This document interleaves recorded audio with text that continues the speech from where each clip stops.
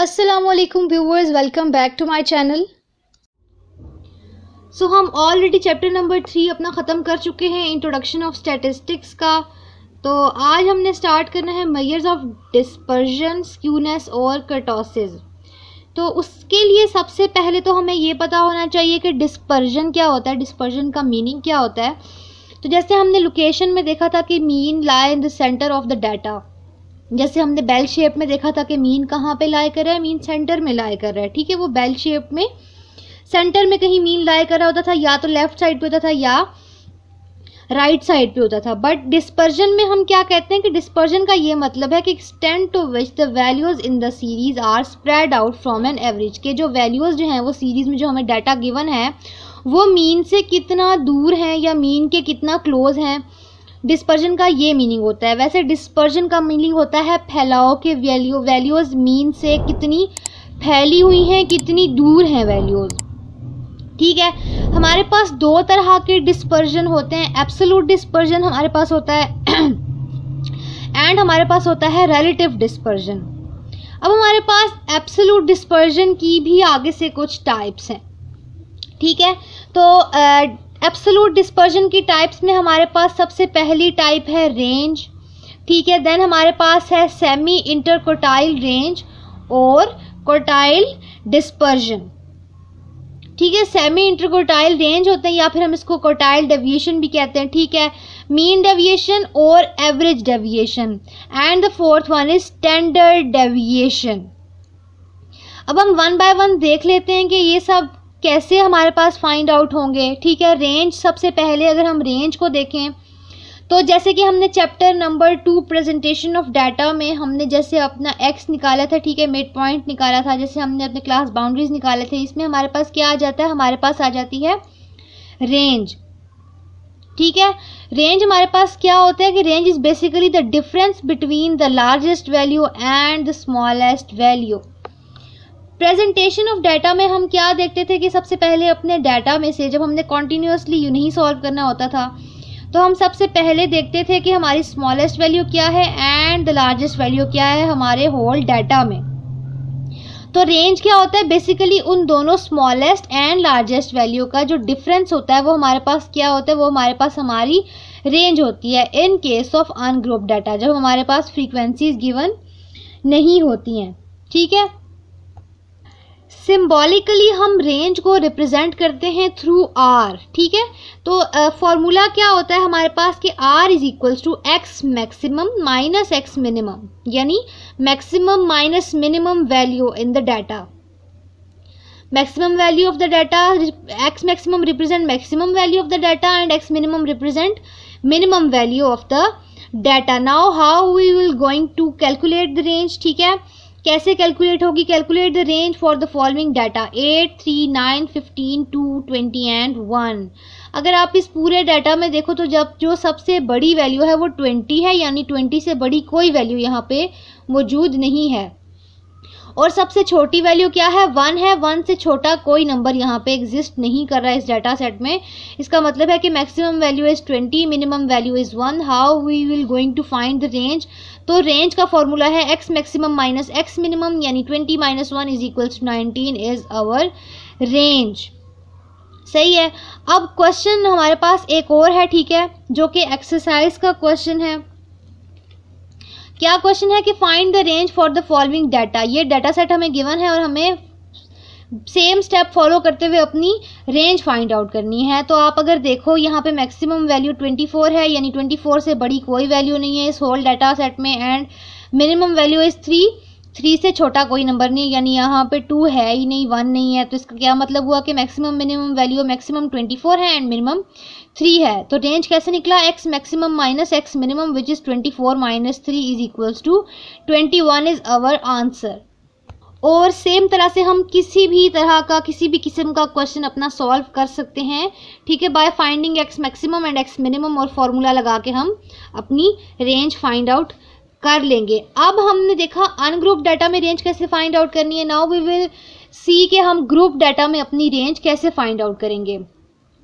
तो जो हम ग्रुप डाटा में अपनी रेंज फाइंड आउट करते हैं वो हम कैसे फाइंड आउट करते हैं, तो उसका फॉर्मूला हमारे पास होता है upper class boundary of the highest class minus lower class boundary of the lowest class. ठीक है, upper class boundary of the highest class and lower class boundary of the lowest class का क्या मतलब है, ये हम एक क्वेश्चन के थ्रू भी देख लेते हैं और वैसे भी देखें।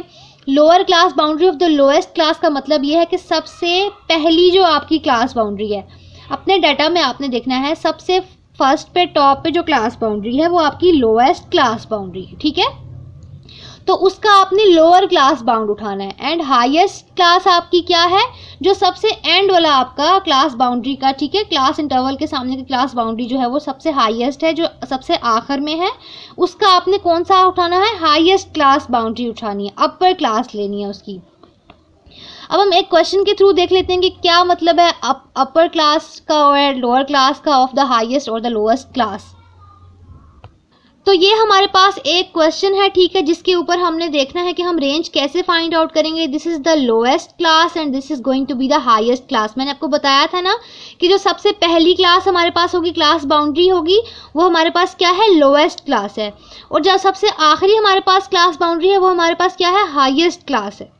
ठीक है, अब हम कैसे अपनी रेंज फाइंड आउट करेंगे। हमने रेंज का फॉर्मूला ये देखा था कि upper class boundary of highest class minus lower class boundary of lowest class.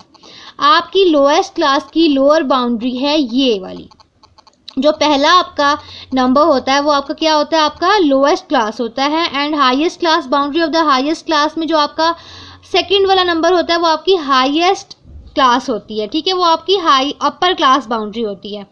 इसका क्या मतलब है कि 69.5 लोएस्ट क्लास में से आपने जो आपका लोएस्ट बाउंड था वो उठाना है एंड अपर क्लास में से, हाईएस्ट क्लास में से अपर क्लास लेना है। तो 69.5 एंड 94.5 है। इसका क्या मतलब है कि आपने 94.5 माइनस 69.5 करना है, तो आपके पास रेंज आएगी in case of group data. ठीक है, तो कोई भी आपके पास किसी भी तरह का ग्रुप डाटा आ जाता है, किसी भी तरह की क्लासेस आ जाती हैं, क्लास बाउंड्रीज को आपने देखना है। सबसे पहली क्लास आपकी लोएस्ट क्लास होगी, उसका आपने जो है जो लोएस्ट क्लास है उसका आपने लोअर क्लास बाउंड्री उठानी है, और जो हाईएस्ट क्लास है वो सबसे आखिरी क्लास बाउंड्री होगी, उसका आपने क्या उठाना है, हाईएस्ट क्लास बाउंड्री यानी अपर क्लास बाउंड्री उठानी है, और दोनों को माइनस कर देना है, तो आपकी क्या आ जाएगी, आपकी यहाँ पे आ जाएगी रेंज। सेकंड हमारे पास था एब्सोल्यूट डिस्पर्जन की, जो हमारे पास थी टाइप थी वो थी क्वार्टाइल डेविएशन। हमने अपने chapter number 3 measures of location में क्वार्टाइल्स निकालना सीखे हैं, which is Q1, Q2, Q3, which represent the which divide the data into 4 equal parts. हमने यही देखा था ना कि डिवाइड करता है डाटा को 4 इक्वल पार्ट्स में। तो बेसिकली हमारे पास क्वार्टाइल डेविएशन क्या होता है, क्वार्टाइल डेविएशन बेसिकली होता है half of difference between upper quartile and the lower quartile, यानी half of difference between upper and lower quartile का क्या मतलब है कि क्वार्टाइल डेविएशन का क्या फॉर्मूला हुआ कि quartile deviation is equals to Q3 minus Q1 divided by 2। देखें, half of the difference between upper quartile and the lower quartile. Upper quartile आपका होगा Q3, लोअर क्वार्टाइल होगा आपका Q1, तो Q3 minus Q1 divided by 2, half of the difference between upper and the lower quartile. तो ये ऐसे find out होगा। तो आपके पास कोई भी डाटा गिवन है, उसमें हमने Q1 एंड Q3 निकालना पीछे सीखे थे अपने चैप्टर नंबर 3 में। अगर आपने अभी तक वो वीडियोस नहीं देखी हैं तो मैं डिस्क्रिप्शन बॉक्स में मैंने लिंक भी जो है वो डाल दिए हैं, आप जाके पहले वो वाली वीडियोस देख लें। आपने क्वार्टाइल कैसे फाइंड आउट करने हैं, उसके बाद आप अगर इसमें आएंगे तो डायरेक्टली जस्ट फॉर्मूले में Q1 एंड Q3 की वैल्यू डालनी होगी, उसको माइनस करना है एंड डिवाइडेड बाय 2 करेंगे तो आपका क्वार्टाइल डेविएशन फाइंड आउट हो जाएगा। अब हम देखते हैं कि किसी क्वेश्चन के ऊपर हमें क्वार्टाइल डेविएशन निकालना है तो हम वो कैसे निकालेंगे। फॉर एग्जाम्पल, अगर कुछ इस तरह का क्वेश्चन आपको गिवन है और आपको कह दिया है कि आपने क्वार्टाइल डेविएशंस निकालने हैं, तो सबसे पहले बेटा आपने क्या करना है कि आपने अपने क्लास इंटरवल और फ्रीक्वेंसी ये 2 कॉलम गिवन होते हैं, क्लास बाउंड्रीज आप खुद निकालते हैं, अपने क्यूमुलेटिव फ्रीक्वेंसी भी आप खुद निकालते हैं, क्योंकि Q1 एंड Q3 के फॉर्मूले में आपको CF चाहिए होता है, F चाहिए होता है, आपका क्लास इंटरवल साइज चाहिए होता है, ये सारी चीज़ें चाहिए होती हैं। तो इसके लिए देखें, आप सबसे पहले अपना Q3 and Q1 find out कर लोगे। ठीक है, पहले हम Q3 का देखें फॉर्मूला क्या था कि L plus H/F into 3n/4 minus cumulative frequency.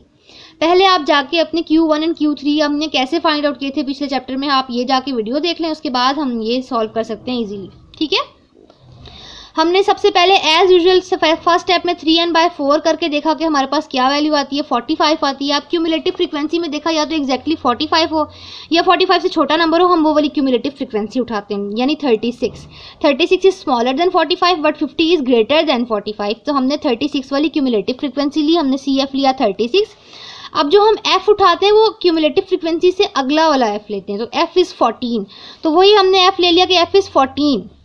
अब इसके कॉरेस्पॉन्डिंग जो लोअर क्लास बाउंड है वो हमारा L हो जाएगा, विच इज 11.25। हमने 11.25 ले लिया। अब हमने अपना क्लास इंटरवल साइज कैसे देखना है कि हमने क्लास बाउंड्रीज को माइनस करवा के देख लेना है। 9.75 माइनस 9.25 करके आप देखो आपका क्या आंसर आता है, 0.5। तो which is class interval size H। अब ये सारी चीज़ें फॉर्मूले में पुट करके Q3 निकाल लेना है। सिमिलरली Q1 के लिए आपने पहले n/4 करके देखना है। n आपका क्या है, समेशन f है, 60/4 करके देखेंगे। जो वैल्यू आएगी उसको क्यूमुलेटिव फ्रीक्वेंसी में चेक करेंगे, उससे अगला वाला हम f लेंगे और लोअर क्लास बाउंड्री उसके फ्रीक्वेंसी के सामने वाले क्लास बाउंड्री से उठाएंगे और सिंपली वो सारी वैल्यूज फॉर्मूले में डाल के हम Q1 निकाल लेंगे। अब हमने Q3 निकाल लिया, Q1 निकाल लिया, ठीक है। तो सिमिलरली हमने क्या करना है, क्वार्टाइल डेविएशन के फॉर्मूले में डाल के अपनी वैल्यू निकाल लेनी है। क्वार्टाइल डेविएशन का फॉर्मूला था Q3 minus Q1 divided by 2। हमने वही किया तो हमारे पास क्या आ गया, हमारा क्वार्टाइल डेविएशन या मीन डेविएशन विच इज 0.495। सो आपने अपना क्वार्टाइल डेविएशन निकाल लिया 0.495। अब यहाँ से देखें, आपको कोई भी क्वेश्चन आता है तो आपने इस तरीके से अपना क्वार्टाइल डेविएशन के फॉर्मूले में सिंपली वैल्यूज पुट करके और आपने अपना क्वार्टाइल डेविएशन फाइंड आउट कर लेना है।